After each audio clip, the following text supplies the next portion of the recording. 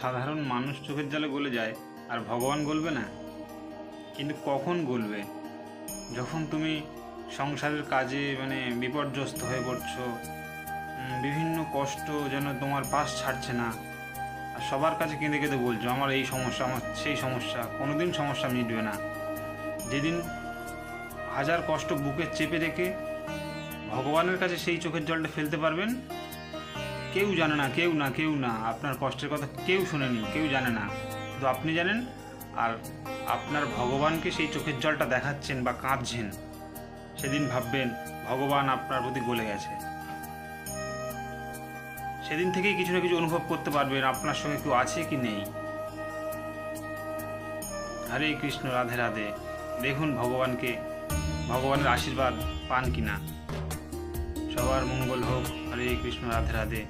ভালো লাগলে ভক্ত বা যাত্রার কাছে দিতে পারেন, যদি সে একটু ধর্মের পথে আসতে পারে। হরে কৃষ্ণ, রাধে রাধে।